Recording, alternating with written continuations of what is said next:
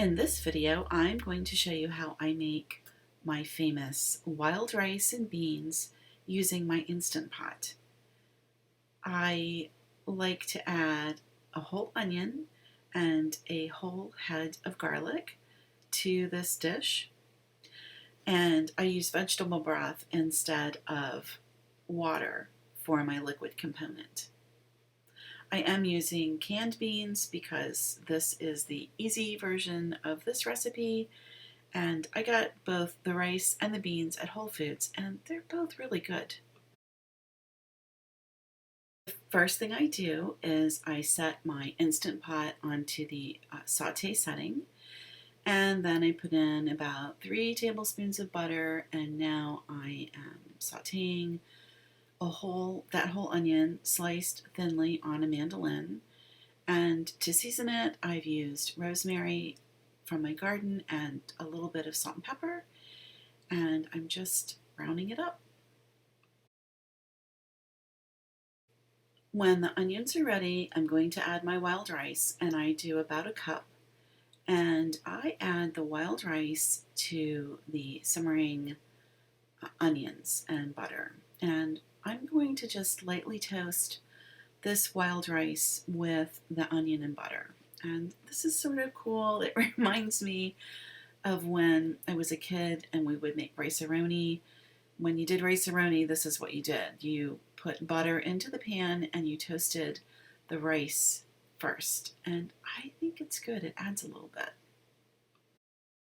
Now I'm going to add my liquid component, and I like to use vegetable broth, and I prefer Trader Joe's low sodium vegetable broth because these veggie broths can have so much sodium. You've really got to be careful with what you put in your food. But you can use water, you can use chicken stock, whatever you like. I just prefer to use veggie stock. Now I'm going to show you how to do something that's kind of a fancy cooking term. We're going to deglaze this pan. So see how that brown stuff is on the bottom of the pan? What I'm doing is I'm pouring in my liquid component, which for me is the veggie stock.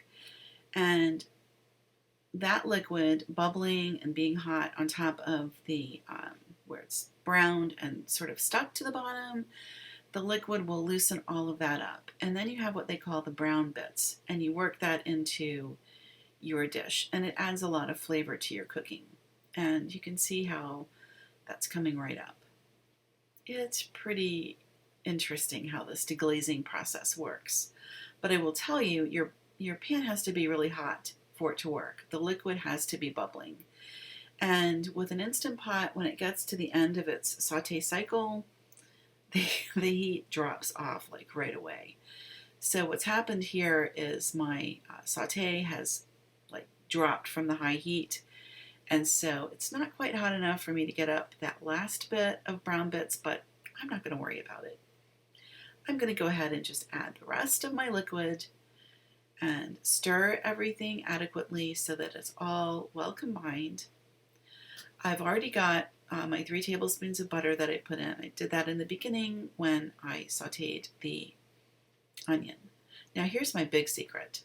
I've taken this whole head of garlic, I've sliced off the top, and I'm just going to set it right there inside of the Instant Pot on top of the food. I've already salted it, and now what I'm doing is I'm getting my olive oil, and I'm going to just drizzle a little bit of olive oil right on the garlic. What I'm doing essentially is making roasted garlic in the Instant Pot while I'm cooking the rice, and you are going to lose your mind over this.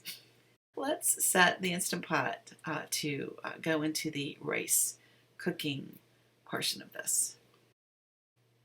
Okay, I'm locking on the top. The steam valve is in the locked position, and now I'm going to manually set my cook time. I always manually set the cook time based on the cooking instructions for whatever it is I've got in there. This particular rice says that it wants to be cooked for 35 minutes and then it wants to sit in the steam for like 10 minutes. So I'm going to set my rice for 30 full minutes, and then I'm going to let it come down using the slow release method. And this will ensure that I've got nice, tender rice. The thing with a brown rice or a wild rice is that it can be a bit of a bear to get it cooked so that it's tender all the way through. And the Instant Pot does a wonderful job of this. Now, let me point out that my Instant Pot does have a rice setting. However, I never use it. I always set everything manually. It's just how I roll.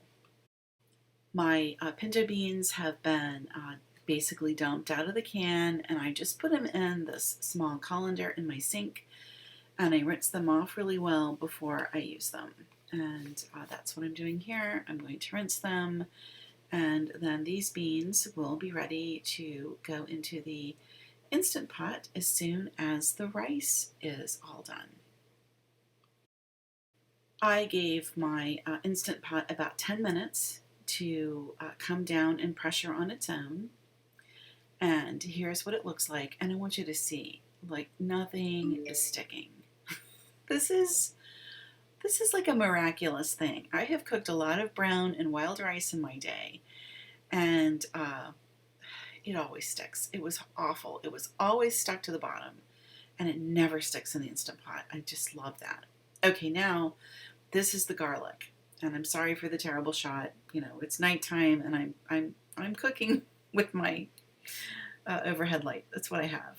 Okay, so the garlic is out. I'm putting in the beans.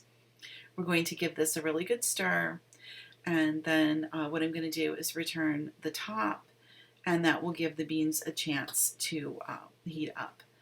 The Instant Pot will stay on its warming mode until I turn it off. So we're still in warming mode, and I'm going to just lay the top on. I'm not going to lock it in. It's just on there to sort of seal in the heat, basically. Okay, let me set up, and I want you to see this garlic, because it's just, when I figured this out, okay, look at that. Have you ever seen anything more beautiful? That little clove, look, it's just falling out by itself. It's amazing. It's so tender. It's really hot. Let me tell you that. It's super hot. So I had to go get a fork to handle it better. But this little trick I learned, figuring out, look, another clove fell out all on its own. Oh, you can add roasted garlic to like all of your savory foods, all of your rice dishes, your potatoes, all of that stuff, your soup even. You know, you just put the whole head of garlic in there, slice the top off just like you would if you were going to oven roast it, and you just set it in the pot, and you get this just absolutely beautiful caramelized garlic that literally falls out of the skins. It's incredible. It's so good. So I do this a lot. You could season your garlic if you wanted to. I find that because it's being steamed in the Instant Pot, it's absorbing a lot of that flavor from the veggie stock, and whatever herbs. Like I like rosemary from my garden, so that was in there. So you don't have to do a lot. All I did was salt it on top and drizzle that little bit of olive oil, and that's it. And now I'm going to take this and I'm going to return it to the Instant Pot and just stir it into the dinner. And then I've got this fantastic roasted garlic that's distributed throughout my beans and rice. It's amazing. I promise you, this is the best beans and rice you will ever have. Now let me address the cook time, because a lot of people think with Instant Pot it's all about cooking everything in 3 seconds. No, this is not a microwave. This is a pressure cooker, and it takes a little bit longer on some things, but it's so worth it. Look at this beans and rice. I added a little shredded cheddar cheese to the top. Oh, it's such a delicious and amazing savory meal. If you are a vegetarian or vegan, you could very easily use all olive oil or oil of your choice to replace the butter. You could use a vegan cheese. You could go without cheese. The sky is the limit for you with this. You can season it and flavor it just how you like it, which is what I like about this dish so much. So that's all I've got for you, and I will tell you, this was amazing, and it reheats so well. Okay, that is the recipe for tonight. I really hope that you enjoyed it. I hope that you will try making this in your own Instant Pot. If you have questions, leave them below. I will try to answer them. Full disclaimer here, I am not a professional chef. I think that should be pretty obvious from the videos. I am literally just filming my dinner as I'm cooking it and sharing it with you, because I do get questions from a lot of friends and family on how I use my Instant Pot to make the food that I make. So yeah, it's not fancy, but it's really super good. Okay, so that's all I've got.